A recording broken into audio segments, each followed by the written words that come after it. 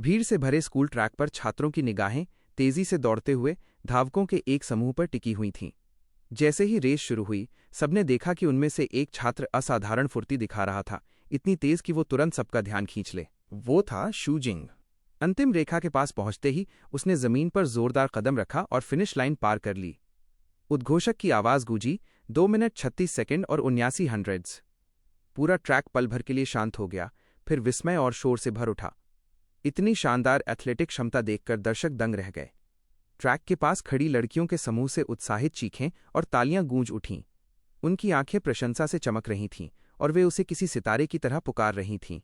शू जिंग ने पानी की बोतल उठाई और एक घूंट लिया। धूप में उसका पसीने से भीगा हुआ चेहरा चमक रहा था, जिससे उसके चारों ओर किसी फिल्मी दृश्य जैसी आभा बन गई। भीड़ और जोर से चिल्लाने लगी, उसे बेहद हैंडसम बताते हुए। तभी एक लड़की झिझकते हुए उसके पास आई और धीरे से एक रुमाल उसकी ओर बढ़ाया। शू जिंग ने पल भर के लिए चौंककर उसकी ओर देखा, फिर शांति से रुमाल ले लिया। जैसे ही उसने अपना चेहरा पोंछने के लिए रुमाल उठाया, वो लड़की खुशी से भरकर भाग गई, इस बात से रोमांचित कि उसने उसका दिया हुआ तोहफा स्वीकार कर लिया था। शू जिंग बिना किसी विशेष भाव के अपना चेहरा पोंछता रहा। उसी क्षण उसकी आंखों के सामने एक पारदर्शी पैनल उभरा। उस पर लिखा था कि उसका रनिंग एक्सपीरियंस 20 अंकों से बढ़ गया है और उसकी रनिंग स्किल अब लेवल 3 पर पहुंच चुकी है। उसने ध्यान दिया कि ये अंक आज सामान्य से थोड़ी तेजी से बढ़ रहे थे। इसके तुरंत बाद एक और नोटिफिकेशन आया जिसमें बताया गया कि उसका चार्म 45 पॉइंट बढ़ गया है, जाहिर तौर पर आसपास गूंज रही जोरदार तालियों और चीखों की वजह से।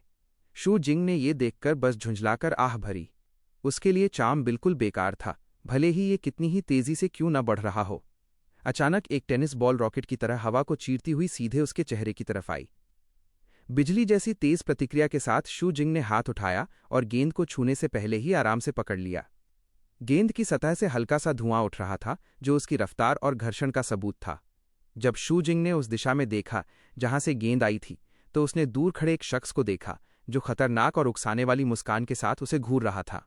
उसका दोस्त लिएजी घबराकर दौड़ता हुआ आया और बेचैनी से पूछने लगा कि आखिर हुआ क्या है। जब शू जिंग ने उससे पूछा कि क्या वो उस हमलावर को पहचानता है, तो लीजी का चेहरा पीला पड़ गया। कांपते हुए उसने उस आदमी की ओर इशारा किया और बताया कि वो बेयू ग्वांग है, स्कूल का सबसे बड़ा गुंडा। उसने घबराते हुए सोचा कि शू जिंग का इतने खतरनाक इंसान से पंगा कैसे हो गया। लीजी ने तुरंत मान लिया कि वजह कोई लड़की ही होगी। उसने शू जिंग से गुजारिश की कि कम से कम अपनी किसी प्रशंसक को स्वीकार कर ले, वरना एक दिन पूरी दुनिया उसके खिलाफ हो जाएगी। लेकिन शू जिंग ने बस रुमाल को एक तरफ फेंक दिया और शांति से कहा कि उसे इसमें कोई दिलचस्पी नहीं है। ये सुनते ही लिएजी जोर से विरोध करने लगा, सारे भाइयों की तरफ से बोलते हुए जो वाकई इसमें दिलचस्पी रखते थे। बेयू ग्वांग की बदनामी से जुड़ी चेतावनियों को नजरअंदाज करते हुए शू जिंग मुड़ा और जाने लगा। उसने कहा कि वो एक्सरसाइज करने जा रहा है। लाइजी ने जिद करते हुए कहा कि एक्सरसाइज का कोई मतलब नहीं है, उसे मार्शल आर्ट सीखनी चाहिए। लेकिन शू जिंग बस हल्के आत्मविश्वास के साथ मुस्कुरा दिया। उसे लगता था कि उसकी हालत और उसकी पावर बाकी सब लोगों से बिल्कुल अलग है। कहानी 1 महीने पहले की ओर लौटती है, जब शू जिंग रहस्यमयी तरीके से एक ऐसी दुनिया में पहुंचा था जो देखने में धरती जैसी थी, लेकिन साफ तौर पर अलग भी थी। उसके साथ एक अजीब सा ट्रांसपेरेंट पैनल भी आया था, जो हर बार शारीरिक मेहनत करने पर उसे स्ट्रेंथ, बॉडी और स्पीड के पॉइंट देता था। ज्यादा समय नहीं लगा उसे यह समझने में कि इस दुनिया में मेहनत का सीधा इनाम मिलता है। यहां तक कि आर्चरी की प्रैक्टिस के दौरान भी उसने जितने तीर छोड़े, सबके सब बिल्कुल निशाने पर लगे। इससे उसका यकीन और पक्का हो गया कि मेहनत कभी बेकार नहीं जाती। जल्द ही उसने जाना कि लगातार ट्रेनिंग करने से वो खास स्किल्स भी चालू कर सकता है। एक बार ऐसा हुआ जब उसकी आंखें नीली रोशनी से चमक उठीं और पैनल ने बताया कि उसकी पहली लेवल की मार्क्समैनशिप स्किल एक्टिवेट हो गई है। लेकिन रोज की ट्रेनिंग से मिलने वाले जबरदस्त फायदों के साथ साथ उसके शरीर पर पड़ने वाला बोझ भी काफी थकाने वाला था। तभी उसके विचारों को उसके खाली पेट की जोरदार आवाज ने तोड़ दिया। जब उसने फ्रिज खोला तो अंदर कुछ भी नहीं था। ये नज़ारा उसे बेहद झुंझलाहट से भर गया। अपनी मांसल और एथलेटिक काया को ढकने के लिए उसने एक शर्ट पहन ली और खुद को याद दिलाया कि वो सिर्फ दिखावा करने के लिए ट्रेनिंग नहीं करता। इसके बाद वो रात में बाहर निकल पड़ा। वो शहर की सड़कों पर भटकता रहा, उस इलाके में जिसे 5वां शहरी घेरा कहा जाता था, जो बाहरी जिलों के ऊपर स्थित था। चलते चलते वो उस दुनिया की सच्चाई के बारे में सोचने लगा जिसमें उसे अचानक लाभ अटका गया था। जितना बाहर की ओर जाओ उतनी ही ज्यादा गरीबी और बदहाली दिखती थी, और जितना भीतर की ओर बढ़ो उतनी ही ज्यादा समृद्धि और कुलीनता हावी हो जाती थी। कुछ देर बाद एक छोटी सी किराने की दुकान के अंदर खड़े होकर शू जिंग ने सोचा कि उसके पास ग्रेजुएट होने के लिए सिर्फ आधा साल बचा है। वो सोचने लगा कि क्या वो अपनी ताकत के बल पर अंदरूनी इलाकों तक पहुंचेगा या फिर हमेशा के लिए गरीबी में ही फंसा रह जाएगा। तभी उसके विचार टूट गए जब कैशियर ने बताया कि सामान का कुल बिल 210 यूनिट है। कीमत सुनकर वो चौंक गया। उसने एक एक करके सामान वापस रखना शुरू किया और आखिरकार पूरा सामान ही छोड़ दिया। उसके पास इतने पैसे ही नहीं थे। अंधेरी और सुनसान गली से गुजरते हुए शूजिंग महंगाई को कोसने लगा। 5 अंडों की कीमत ही 30 यूनिट थी। वो बड़बड़ाया कि ये दुनिया पूरी तरह पागल हो चुकी है। तभी वो अचानक रुक गया। उसका शरीर सख्त हो गया क्योंकि उसे अंधेरे में आगे कुछ अजीब सा महसूस हुआ। एक छोटी काली बिल्ली सामने आई जिसकी आंखें हल्की सी चमक रही थीं और उसकी पूंछ के चारों ओर एक अजीब सुनहरी अंगूठी लिपटी हुई थी। बिल्ली ने हल्की सी म्याऊं की। शूजिंग ने सोचा कि ये बस एक आवारा बिल्ली होगी, लेकिन अगले ही पल वो बिल्ली अचानक एक और गिर पड़ी और पूरी तरह निश्चल हो गई। शूजिंग ने आंखें सिकोड़ लीं। उसे शक हुआ कि कहीं ये कोई अजीब चाल तो नहीं चल रही। जब वो झुककर उसे और पास से देखने लगा तो उसने पाया कि उसकी फर जगह जगह से जख्मों से भरी हुई थी, जैसे वो अभी अभी किसी बेहद भयानक और हारने वाली लड़ाई से बचकर आई हो। वो अविश्वास में बड़बड़ाया, सोचने लगा कि क्या आवारा बिल्लियों की दुनिया सच में इतनी क्रूर होती है। तभी वो अचानक जम गया। उसने एक आवाज सुनी थी, साफ साफ उसके दिमाग में। उसकी आंखें हैरानी से फैल गईं। क्या अभी अभी उस बिल्ली ने उससे बात की थी? स्थिति को समझने की कोशिश करते हुए उसने सावधानी से बिल्ली की पूंछ में लिपटी सुनहरी अंगूठी की ओर हाथ बढ़ाया। जैसे ही उसकी उंगलियां उस अंगूठी को छुईं, उसके सामने वो पारदर्शी सिस्टम पैनल प्रकट हो गया। दिव्य पदार्थ का पता चला। दिव्यता अवशोषण प्रारंभ। शू जिंग स्तब्ध रह गया। वो ऐसे शब्द के सामने आने के लिए बिल्कुल तैयार नहीं था। जिस ग्रह को अर्थ स्टार कहा जाता था वो चूशिया नामक दुनिया का हिस्सा था। 287 साल पहले एक ऐसी घटना घटी थी जिसने अस्तित्व की नींव हिला दी थी, भगवान की मृत्यु।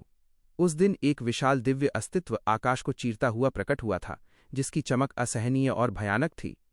ग्रह की सतह पर खड़ा हर इंसान उस भव्य और डरावने दृश्य का गवाह बना था।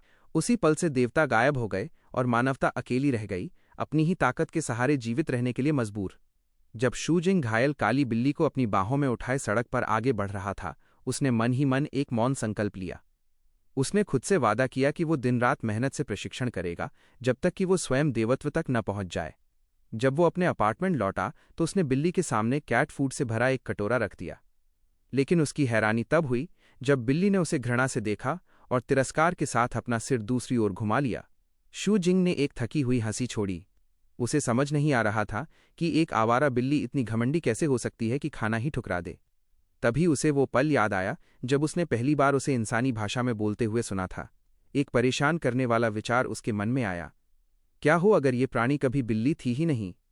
संदेह से प्रेरित होकर वो जल्दी से रसोई की ओर गया, जबकि बिल्ली उसे उलझन भरी नजरों से देख रही थी। उसने बेहद तेजी और सटीकता के साथ खाना बनाना शुरू किया। हर काटने, चलाने और तलने के साथ उसके सामने सिस्टम नोटिफिकेशन चमक उठते, उसे कुकिंग अनुभव अंक देते हुए। जब उसने आखिरकार भाप उड़ाती हुई चावल, स्टेक और हरी मिर्च की चमकदार प्लेट उसके सामने रखी तो उसने पूछा कि क्या वो इसे स्वीकार करेगी। बिल्ली अब खुद को रोक नहीं पाई। वो बेहद खुशी के साथ प्लेट पर कूद पड़ी, उसकी आंखें चमक उठीं और मुंह से लार टपकने लगी। उसे खाते हुए देखकर शूजिंग आत्मविश्वास से मुस्कराया। उसकी थ्योरी सही लग रही थी। वो इंसानों की तरह बोलती थी क्योंकि वो इंसान ही थी जो किसी तरह बिल्ली में बदल गई थी। उसकी नज़र उसकी पूंछ में लगी सुनहरी अंगूठी पर गई और उसने निष्कर्ष निकाला कि वही उसके रूपांतरण का स्रोत होगी। उसी क्षण सिस्टम ने घोषणा की, दिव्य पदार्थ का अवशोषण पूर्ण हुआ। एक नया कौशल प्रकट हुआ, ट्विन लाइफ, एक दिव्य क्षमता जिसके लिए 500 दिव्यता अंक चाहिए थे और ये मात्रा वो पहले ही जमा कर चुका था। बिना किसी हिचकिचाहट के शूजिंग ने इसे सक्रिय करना स्वीकार कर लिया। जैसे ही उसने पुष्टि बटन दबाया, सिस्टम पैनल से चमकदार सुनहरी रोशनी फूट पड़ी। वो अपने कमरे के बीचों बीच खड़ा रहा और सिस्टम की आवाज़ गूंजी, ये पुष्टि करते हुए कि ट्विन लाइफ कौशल सफलतापूर्वक अनलॉक हो चुका है। जब उसने इसका विवरण पढ़ा तो वो अवाक रह गया। इस क्षमता के जरिए उसे 2 जीवन मिलते थे और मृत्यु के बाद 7 दिनों के भीतर पुनर्जीवित होने का समय वो स्वयं चुन सकता। इससे भी ज्यादा अविश्वसनीय बात यह थी कि इस कौशल का कूलडाउन केवल 3 महीने का था। यह विचार उसे ऐसे झटका दे गया मानो किसी गेम में उसे सीधे एक पुनर्जीवन ढाल मिल गई हो। अगर इस कौशल का निष्क्रिय प्रभाव ही इतना असाधारण था तो वो सोचने लगा कि इसका सक्रिय प्रभाव कैसा होगा। भौहें सिकोड़ते हुए उसने फिर से इंटरफेस को ध्यान से देखा। सक्रिय कौशल अभी भी लॉक था और उसे खोलने के लिए और अधिक दिव्यता अंकों की आवश्यकता थी। उसने मन ही मन सवाल किया कि क्या उसे इसे अनलॉक करने के लिए और भी ज्यादा दिव्य ऊर्जा इकट्ठा करके बलिदान देनी पड़ेगी। उधर बिल्ली लालच से खाना निगल रही थी और शूजिंग उसके ऊपर खड़ा था। उसके चेहरे पर पड़ती परछाई उसके भाव को और भी गहरा और अंधकारमय बना रही थी। एक ठंडा ख्याल उसके दिमाग में आया, अगर वो उसकी एनर्जी को लगातार लेता रहे तो वो और भी ज्यादा स्ट्रांग बन सकता है। लेकिन जब उसने ध्यान से देखा तो उसे उसकी फर के नीचे बहुत सारे घाव दिखे। उसका छोटा सा शरीर निशानों से भरा हुआ था। ये देखकर उसके चेहरे की सख्ती धीरे धीरे कम हो गई। उसे समझ आ गया कि ऐसी हालत में उसकी एनर्जी लेना बहुत निर्दयी होगा।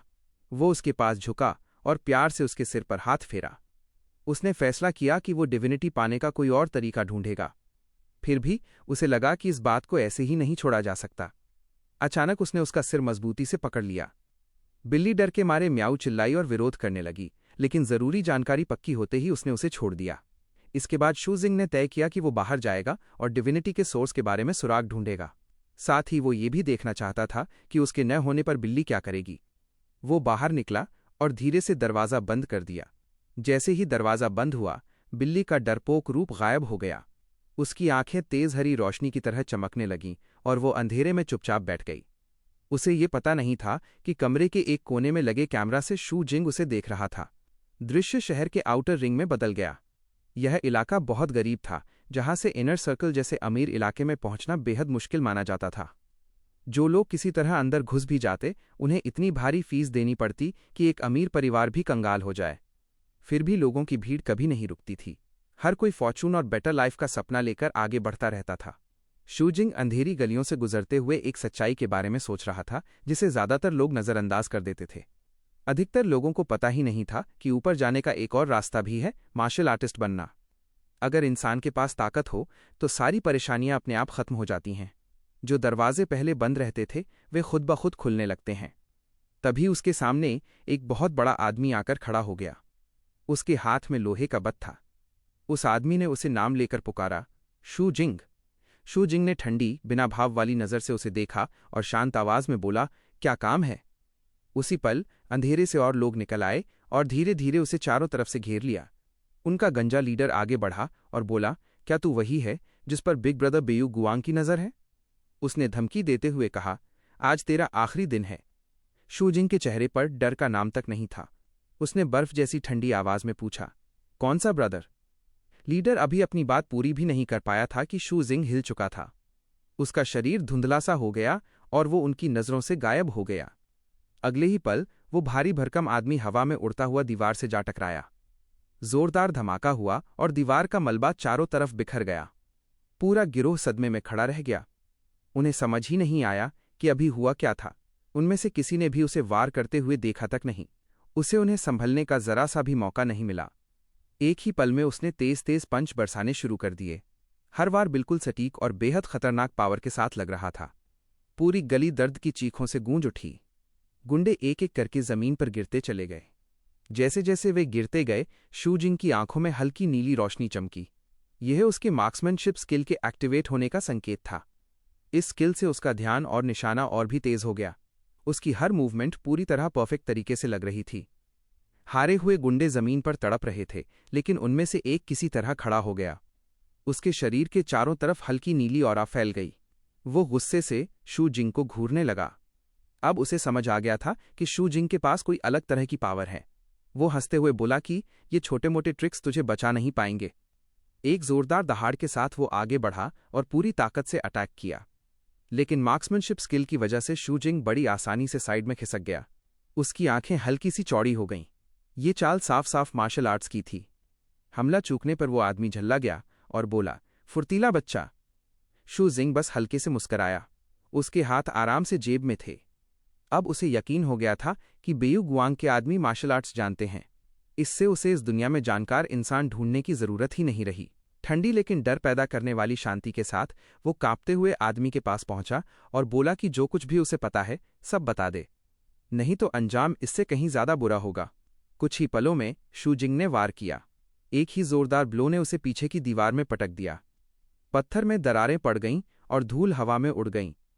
हमलावर जमीन पर फिसलते हुए गिरा, पूरी तरह कांपते हुए सरेंडर कर दिया। वो शूजिंग को बिग ब्रदर कहने लगा और वादा किया कि सब कुछ बता देगा। शूजिंग ने उसे ठंडी तिरस्कार भरी नजर से देखा। उसकी दहाड़ एक पल में खत्म हो गई थी। अब वो समझ गया कि सारा शोर शराबा छोड़कर ये गुंडा केवल वही एक मार्शल मूव जानता था और कुछ नहीं। शूजिंग उसके ऊपर खड़ा था, तभी सिस्टम नोटिफिकेशन आया। कॉम्बैट स्किल एक्टिवेटेड, शर्तें पूरी हो गई थीं। शूजिंग को तुरंत समझ में आ गया कि मार्क्समैनशिप सिर्फ उसकी विजन को तेज नहीं करता, बल्कि उसके पंचेस की प्रिसिजन और पावर भी बढ़ा देता है। मतलब अब बायू ग्वांग जैसे मार्शल आर्टिस्ट्स को हराना आसान होगा। एक ठंडी मुस्कान के साथ उसने उस आदमी से पूछा, उसने जो पंच मारा वो कैसे काम करता है और उसकी एबिलिटी की प्रकृति क्या है। गंदे पसीने में लिपटा वो आदमी समझाने लगा कि ये टेक्निक सिर्फ फिजिकल स्ट्राइक नहीं थी, इसमें इंटरनल फोर्स शामिल था। पूरा शरीर एनर्जी खींचता और फिर उसे एक ही बार में रिलीज करता था। शूजिंग ने और पूछताछ की कि इतनी ताकत सीखने का तरीका क्या है और उसने इसे कहाँ सीखा। गुंडा टाल मटोल करने लगा, हकलाते हुए बोला कि वो केवल बेसिक्स जानता है और ज्यादा कुछ नहीं बता सकता। वो दयालुता की भीख मांगने लगा। शूजिंग ने उसे कॉलर से पकड़कर थोड़ा जमीन से ऊपर उठा लिया और उसकी बेबस विक्टिम बनने की कोशिश का मजाक उड़ाया। उसने उसे याद दिलाया कि उसके बारे में कैसी कैसी अफवाहें थीं, स्मोकिंग, ड्रिंकिंग, लोगों को मारना, यहां तक कि मर्डर और आग लगाने तक की कहानियां। शूजिंग ने ठंडी आवाज में पूछा कि इतनी डरावनी रेप्यूटेशन वाला इंसान इतनी जल्दी कैसे टूट गया। रोते हुए उस आदमी ने सच कबूल कर लिया। उसने कहा कि ये सारी बातें झूठ थीं। स्कूल में लोगों को डराने के लिए उसने खुद ही ये अफवाहें बनाई थीं ताकि कोई उसे बुली न करे। शूजिंग ने बिना हिचक उसके चेहरे पर जोरदार थप्पड़ मार दिया। उसकी आवाज सख्त हो गई। उसने चेतावनी दी कि अगर आज का सबक कभी भूला तो आगे जब भी उसका सामना होगा, शूजिंग हर बार उसे पीटेगा। इसके बाद उसने एक सख्त आदेश दिया। उस आदमी को आदेश दिया गया कि वो अपने सारे क्लासमेट्स को बुली करने के बारे में पूरा सेल्फ क्रिटिसिज्म लिखे और उसे अगले सुबह पूरे क्लास के सामने 10 बार पढ़े। उसे ये भी सुनिश्चित करना था कि उसका कोई लैकी ये सब रिकॉर्ड करे ताकि शूजिंग उसकी ओबीडियंस कंफर्म कर सके। शेम्ड और डर के मारे आदमी तुरंत मान गया, अपने कान ढकते हुए और बार बार प्रार्थना करते हुए कि फिर से मत मारो। शूजिंग ने उसे नजरअंदाज किया और पास पड़े फोन को उठाया। फोन की स्क्रीन पर एक एड्रेस दिखा, एक डोजो। उसने सोचा कि सीधे मास्टर से मिलना ज्यादा यूजफुल होगा बेहतर, बजाय इसके कि वो उस कावर्ड पर भरोसा करे जो बस बेसिक समझता था। नेविगेशन के इंस्ट्रक्शंस फॉलो करते हुए वो इनर रिंग की ओर बढ़ा, जहां बिल्डिंग ज्यादा ऊंचे थे और माहौल रिफाइंड लग रहा था। रास्ते में सिस्टम नोटिफिकेशंस तेजी से उसके सामने आए, physical fitness, marksmanship, health preservation और कॉम्बैट स्किल एडवांस होना, जब जरूरी कंडीशंस पूरी हुईं। शूजिंग ने सरप्राइज और सैटिस्फैक्शन के मिक्सचर के साथ महसूस किया कि एक सिंपल फाइट लड़ना भी जिम में 1 घंटे की कठिन ट्रेनिंग से काफी ज्यादा प्रोग्रेस देता है। उसकी फिटनेस यूजुअली कुछ 100 पॉइंट्स ही बढ़ती थी, लेकिन इस फाइट ने बहुत ज्यादा बढ़ा दिया। जल्दी ही वो गोल्डन विंड डोजो के दरवाजों के सामने पहुंच गया। उसने एक हल्का एक्साइटमेंट महसूस किया। एक और स्किल अवेकन हो गई थी। अगर बैटल से इतना रैपिड ग्रोथ मिलता है तो उसने सोचा कि शायद भविष्य में अपने स्ट्रेंथ को तेजी से बढ़ाने के लिए कुछ कॉन्फ्लिक्ट्स क्रिएट करना पड़े। ये आइडिया उसे थोड़ा मजेदार लगा। अंदर वो फ्रंट डेस्क के पास गया और रिसेप्शनिस्ट से कहा कि वो मास्टर से मिलना चाहता है। वो रिसेप्शनिस्ट जल्दी से चुप रहने का इशारा करती है और समझाती है कि मास्टर अभी लेसन में है। शूजिंग ने उनकी तरफ देखा और ऑब्जर्व किया कि इंस्ट्रक्टर पूरे कमरे में बैठे स्टूडेंट्स को पढ़ा रहे थे। मास्टर समझा रहे थे कि so called breathing method internal force activate करने की बेसिक टेक्निक है। अगर क्यूई बॉडी में पूरी तरह सर्कुलेट ना हो तो कोई भी खुद को मार्शल आर्ट्स का बिगिनर भी नहीं मान सकता। शूजिंग की आंखें चमक उठीं। यही वो फाउंडेशनल नॉलेज था जिसकी उसे तलाश थी। वो रिसेप्शनिस्ट की तरफ झुककर क्वाइटली पूछता है कि क्या वो लेसन में शामिल हो सकता है। उसकी स्ट्राइकिंग अपीयरेंस देखकर रिसेप्शनिस्ट थोड़ी ब्लश करती है, लेकिन हाँ कह देती है। साथ ही जेंटली वार्न करती है कि खुद को ज्यादा पुश मत करना। जब उसने उसका धन्यवाद किया और आगे बढ़ा तो सिस्टम नोटिफिकेशन आया, चार्म जोड़ 30। वो एक ट्रेनिंग कुशन पर बैठ गया। मास्टर ने स्टूडेंट से कहा कि वे अपनी कोर मसल्स टाइट करें, गहरी सांस लें और तब तक सांस रोकें जब तक और नहीं ले सकते। मास्टर शांत एक्सप्रेशन बनाए रखा, लेकिन सीक्रेटली सोच रहा था कि न्यूकमर पहली बार में सक्सीड कर पाएगा या नहीं। वहीं रिसेप्शनिस्ट लड़की चिंता से देख रही थी, सोचते हुए कि अगर उसे प्रॉमिसिंग स्टूडेंट्स नहीं मिले तो उसकी नौकरी खतरे में पड़ सकती है। चारों तरफ एग्जॉस्शन दिख रही थी। ट्रेनीज के चेहरे लाल थे, शरीर स्ट्रेन था और वे टीथ दबाकर सेकंड्स गिन रहे थे। आखिरकार वो स्टूडेंट जिस पर मास्टर को सबसे ज्यादा भरोसा था, क्यू चेंग, और सहन नहीं कर सका।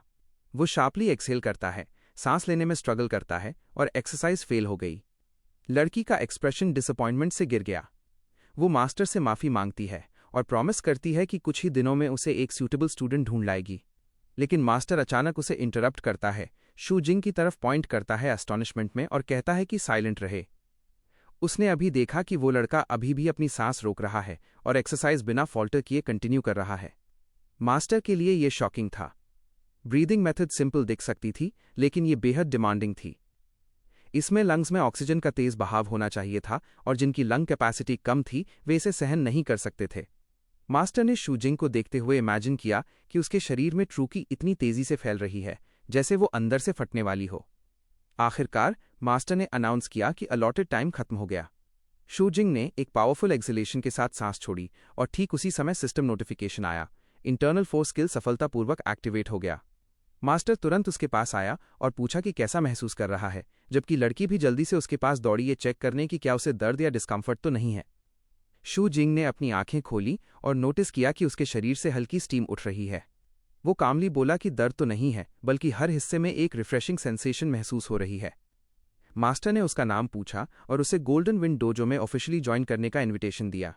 लड़की ईगरली उसके हाथ को पकड़कर उसकी तरफ होप भरी आंखों से देख रही थी और ब्रेथलेसली उसका जवाब सुनने के लिए इंतजार कर रही थी। लेकिन इससे पहले कि वो जवाब दे पाता, डोजो की एक विंडो वायलेंटली टूट गई। ग्लास के टुकड़े अंदर एक्सप्लोड हुए जब एक मॉन्स्ट्रस शैडो ओपनिंग से बर्स्ट हुआ। उसकी आंखें टेरिफाइंग ब्लड रेड लाइट में ग्लोइंग थीं। हॉल में चीखें गूंज उठीं जब क्रीचर, जो कि एक इनॉर्मस म्यूटेटेड इंसेक्ट जैसा दिख रहा था, एक छात्र की तरफ लंज्ड हुआ। उसने अपने फैंग्स ब्रूटल फोर्स से उसमें घोंप दिए। ब्लड पॉलिश्ड फ्लोर पर फैल गया और स्टूडेंट्स की क्राई साइलेंस को तोड़ रही थीं। सभी हॉरर में फ्रीज हो गए। शू जिंग ने क्रीचर को देखा और समझने की कोशिश की कि ये आखिर है क्या। मास्टर अपने सेंसेस रिगेन करते हुए चिल्लाया कि सभी तुरंत इवैक्यूएट करें और क्राउड में ना फंसें अगर वे अपनी जान की कदर करते हैं। मैनेजर जेन, वही लड़की जो पहले इंट्रोड्यूस हुई थी, डरते स्टूडेंट्स को गाइड करने की कोशिश करने लगी, लेकिन मॉन्स्टर ने उसे मौका नहीं दिया। उसकी ब्लड रेड गेज सीधे उसकी तरफ लॉक्ड थी और वो टेरिफाइंग स्पीड से चार्ज कर रहा था। लड़की मजबूरी में डिफेंसिव स्टांस उठाने को मजबूर हुई। क्रिटिकल मोमेंट पर शू जिंग इंटरवीन हुआ। अपने लाइटनिंग फास्ट रिफ्लेक्सेस से उसने उसे पकड़कर मॉन्स्टर के अटैक ट्रैजेक्टरी से खींच लिया। वे मुश्किल से डेडली ब्लो से बच सके। दोनों फ्लोर पर क्रैश हुए। शू जिंग ऊपर लैंडिंग करते हुए प्रोटेक्टिव स्टांस में खड़ा हुआ। लड़की उसके फेस पर एम्बैरसमेंट और रिलीफ के साथ सॉफ्टली थैंक्ड हिम। उसके दिल में सीक्रेटली विश हुआ कि ये मोमेंट थोड़ा और लंबा रहता। जैसे ही वो उसे देख रही थी, शू जिंग के सामने एक और सिस्टम नोटिफिकेशन आया जिसने उसे चार्म में 20 एक्स्ट्रा पॉइंट्स दिए। शू जिंग उठ खड़ा हुआ और अपनी नज़र मॉन्स्टर पर डाल दी। उसे बेयू गुआंग की एक्सप्लेनेशन याद आई कि इंटरनल फोर्स क्या होती है, बॉडी के हर हिस्से से एनर्जी इकट्ठा करना और उसे एक सिंगल बर्स्ट में बाहर छोड़ना। उसने डिसाइड किया कि ये परफेक्ट मौका है अभी सीखी टेक्निक को टेस्ट करने का। उसके हाथ के चारों ओर ब्राइट गोल्डन लाइट शिमर करने लगी और उसने अपनी एनर्जी चार्ज करना शुरू किया। मॉन्स्टर फिर से उस पर लॉन्च हुआ, टेरिफाइंग स्पीड से हवा को काटते हुए। शू जिंग ने अटैक को सीधे सामना किया। उसका पंच इमेंस फोर्स के साथ एक्सप्लोड हुआ। हॉल पूरा थंडरस ब्लास्ट से हिल गया। शू जिंग के मन में इरिटेशन की हल्की लहर आई, याद करते हुए कि कॉकरोच अपने वजन से कई गुना ताकत तक सर्वाइव कर सकते हैं। उसके लिए साफ हो गया कि सिर्फ ब्रूट स्ट्रेंथ काफी नहीं होगी। उसने अपने पूरे पावर को एक सिंगल प्रिसाइज पॉइंट में फोकस करना होगा ताकि मॉन्स्टर की डिफेंसेस को पियर्स किया जा सके। इंच फोर्स स्किल का इस्तेमाल करते हुए उसने कॉन्सेंट्रेटेड स्ट्राइक रिलीज किया, परफेक्ट प्रिसिजन के साथ। एनर्जी की शार्प वेव क्रीचर में शूट हुई, क्लीनली पेनेट्रेट करते हुए और पीछे की सब चीजें फाड़ दीं। मॉन्स्टर लाइफलेस होकर कोलैप्स हो गया। शू जिंग ने अपने कपड़े ब्रश किए और कोल्डली रिमार्क किया, it's weaker then it looks. लड़की उसकी तरफ वाइड एडमायरिंग आइज से देख रही थी और बोली, इनक्रेडिबल। वहीं मास्टर स्टन्ड होकर उसे देखता रह गया। वो समझ ही नहीं पा रहा था कि ये लड़का अपनी बॉडी को तोड़े बिना कैसे क्यूई एनर्जी हार्नेस कर सका और इतनी बड़ी ताकत से अटैक कर पाया। लेकिन तभी मॉन्स्टर ट्विच करने लगा। वो हॉरिफाइंग हिस के साथ फिर से उठ खड़ा हुआ, मरने से इनकार करते हुए। शू जिंग खुद को तैयार किया और क्रीचर से बोला, आउटकम चेंज नहीं होगा चाहे तुम कितनी बार उठो। जैसे ही उसने अपनी एनर्जी इकट्ठा की फाइट खत्म करने के लिए, उसने देखा मुंह से ब्लड ड्रिप हो रही थी। क्रीचर वायलेंटली कॉफ करने लगा। शू जिंग फ्रीज हो गया, यह अनएक्सपेक्टेड साइड देखकर शॉक्ड। उसने अभी रिएक्ट भी नहीं किया था कि क्रीचर फ्राइटनिंग स्पीड से उस पर लंज्ड। तभी उसे एहसास हुआ कि उसने अपनी करंट स्ट्रेंथ को ओवर एस्टिमेट कर लिया था। अगर और एक डायरेक्ट क्लैश आता तो वो उसे विथस्टैंड नहीं कर सकता। लेकिन उससे पहले कि मॉन्स्टर उसके पास पहुंचता, उसका शरीर इंस्टेंटली ब्लडी फ्रैगमेंट्स में क्रश हो गया। शू जिंग वहां खड़ा रह गया। स्टंट की क्रीचर एक ही ब्लो में एनाहिलेट हो गया। जैसे ही स्मोक डिसिपेट हुई, एक सिल्वर हेयर्ड महिला सामने आई। वो मॉन्स्टर के रिमेन्स के ऊपर खड़ी थी। उसने स्लीक एडवांस्ड कॉम्बैट सूट पहना हुआ था और उसकी प्रेजेंस से चिलिंग अथॉरिटी महसूस हो रही थी। शू जिंग उसकी तरफ स्टेयर्ड, ये समझने की कोशिश करते हुए कि अभी क्या हुआ। महिला ने अपना परिचय दिया, मैं व्हाइट ब्लेड हूँ, व्हाइट रेवन यूनिट के स्क्वाड 838 की लीडर। उसने तुरंत सभी अनइन्वॉल्व्ड लोगों को आदेश दिया कि वे तुरंत इवैक्यूएट कर दें। शू जिंग ने उसे ध्यान से देखा, ये समझने की कोशिश करते हुए कि ये स्क्वाड आखिर है क्या। वो सोच रहा था कि क्या इसके सभी सदस्य इस महिला जितने ही डरावने और पावरफुल होंगे, जिसने एक एफर्टलेस स्ट्राइक में उस कॉकरोच मॉन्स्टर को खत्म कर दिया। व्हाइट ब्लेड ने भी उसे ध्यान से देखा। वो आश्चर्यचकित थी कि एक लड़का, जिसकी उम्र शायद 17 या 18 साल के बीच होगी, सिर्फ अपने बेयर हैंड से मॉन्स्टर को इतनी चोट पहुंचाने में सक्षम था। व्हाइट ब्लेड का एक्सप्रेशन अचानक बदल गया। उसके गालों पर हल्का ब्लश छा गया क्योंकि उसने महसूस किया कि शू जिंग कितना स्ट्राइकिंगली हैंडसम है। अपने अंदर उसने तय किया कि उसे किसी भी तरह इस लड़के को रिक्रूट करने का तरीका ढूंढना होगा। उसने कदम बढ़ाया और शू जिंग को एक छोटा कार्ड दिया। उसने कहा कि वो उस समय पर आए, संडे शाम के 5 बजे, उस एड्रेस पर जो कार्ड पर लिखा है। उसने वादा किया कि अगर वो आया तो वो सब कुछ बताएगी जो वो जानना चाहता है। शू जिंग चुपचाप कार्ड को देखा। कार्ड पर साफ साफ लिखा था, किंग चांग, 7th फ्लोर। इस बीच मैनेजर जेन जल्दी से उसके पास आई, चिंतित होकर उसे देखा और बोली कि वो उसे घर या हॉस्पिटल ले जा सकती है, सिर्फ ये सुनिश्चित करने के लिए कि वो अनहार्म्ड है। शू जिंग ने उसे बार बार आश्वस्त किया कि वो बिल्कुल ठीक है और उसकी चिंता के लिए धन्यवाद कहा, फिर डोजो से निकल गया। मैनेजर जेन ने उसे जाते देखा, उसकी आंखों में खुला एडमिरेशन था और उसने उससे कहा कि वो अगले दिन वापस आए। पुराने मास्टर ने भारी सांस ली, यह महसूस करते हुए कि उनके छोटे से डोजो में शायद कभी भी ऐसा कोई बंदा समा ही न सके जो इतना पावरफुल हो, एक ड्रैगन की तरह उनके हम्बल स्पेस के लिए बहुत बड़ा। लड़की अभी भी एक्साइटमेंट से कांपती हुई शू जिंग को देख रही थी जब वो दूर चला गया।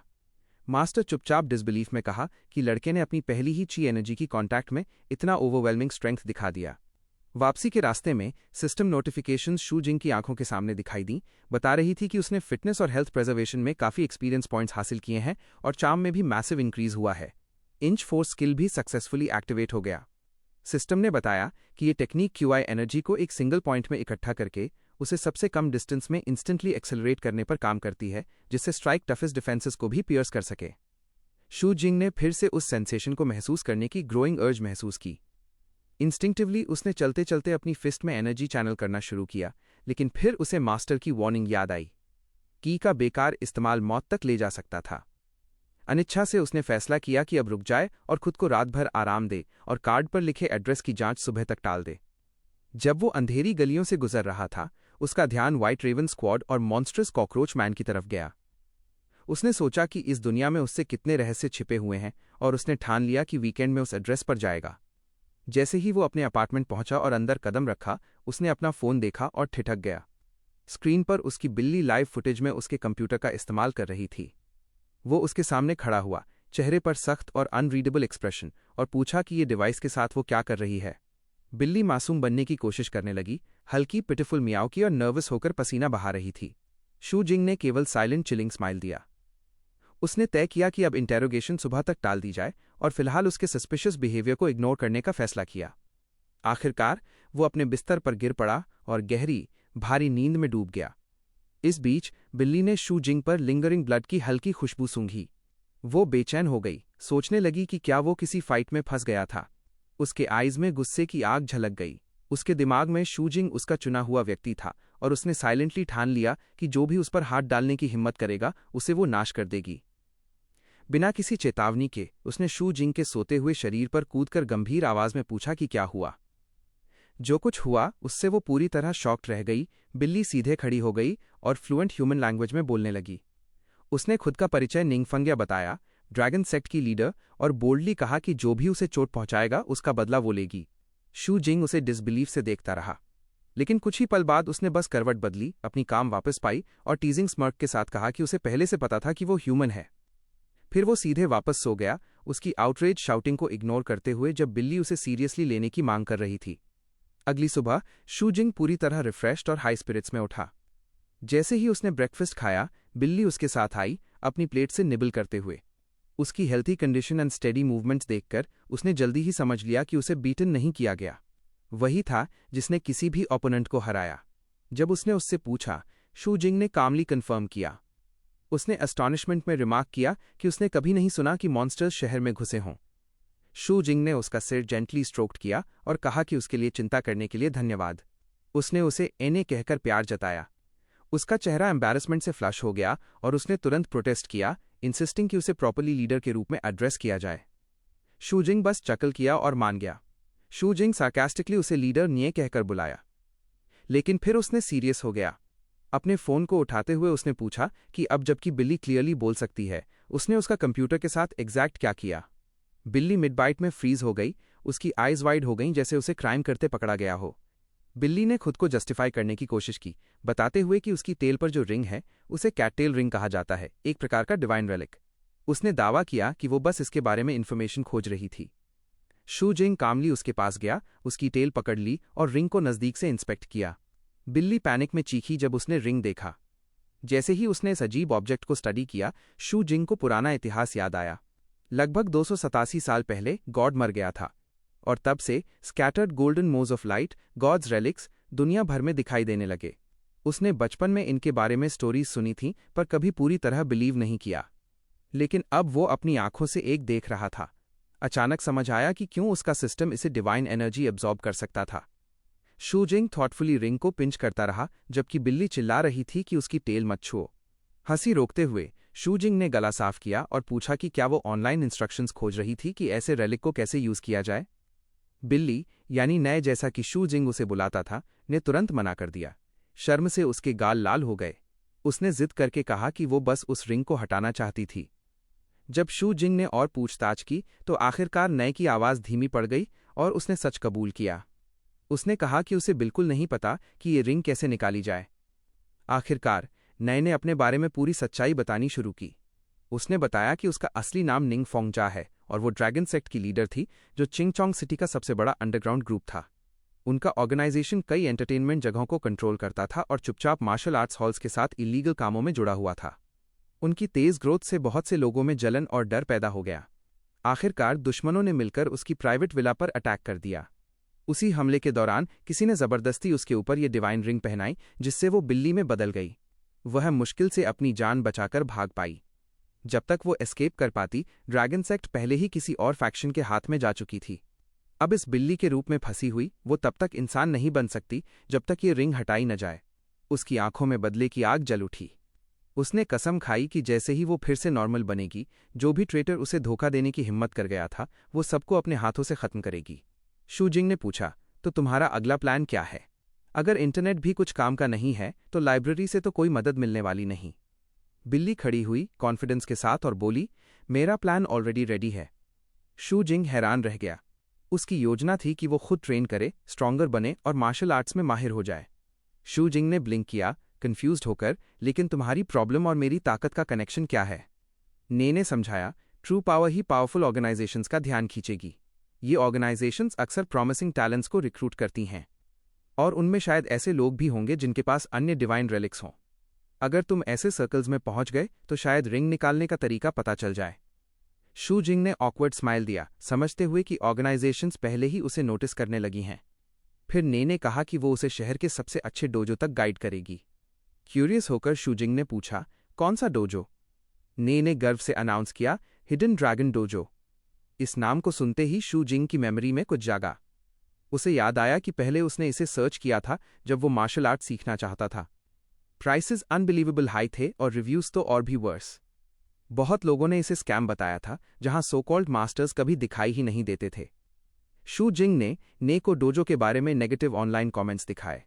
स्क्रीन पर पुराने स्टूडेंट्स की शिकायतें भरी हुई थीं जिन्होंने कहा था कि उन्हें नेग्लेक्ट किया गया और उनका पैसा चीट करके लिया गया। ने सारी बातों को ओपनली मॉक करते हुए डिसमिस कर दिया। उसने कहा, ये लोग सिर्फ वीकलिंग्स हैं जो असली कठिनाइयां सह नहीं सकते। असली मार्शल आर्टिस्ट्स के बीच ये डोजो बहुत रिस्पेक्टेड है। शू जिंग ने पूछा, तो कोई ऐसे जगह कैसे एंटर कर सकता है? ने कैजुअल टोन में बताया, प्रॉपर तरीका है डोजो को स्टॉर्म करना। ये जोंगहू वर्ल्ड में एक पुराना ट्रेडिशन है। शू जिंग तुरंत वरीड हो गया कि अगर वो चीज़ें तोड़ देगा तो उसे बाहर निकाल दिया जाएगा, लेकिन ने उसे ओपन कॉन्टेम्प्ट से देखा। उसने क्लैरिफाई किया, स्टॉर्मिंग अ डोजो बस उनका जॉब इंटरव्यू जैसा तरीका है। फिर उसने मार्शल आर्ट स्कूल्स की हायरार्की समझाई। पेइंग स्टूडेंट सबसे नीचे बैठे होते हैं, टैलेंटेड रिक्रूट्स उनके ऊपर और सबसे ऊपर वो लोग होते हैं जो डोजो को स्टॉर्म करने की हिम्मत रखते हैं। मनी कुछ भी नहीं मतलब रखता अगर एबिलिटी नहीं है, उसने कहा। असल चीज जो मैटर करती है वो है मेंटालिटी, अनब्रेकेबल फाइटिंग स्पिरिट। इसी वजह से डोजो को स्टॉर्म करना किसी की रिजॉल्व का अल्टीमेट प्रूफ माना जाता है।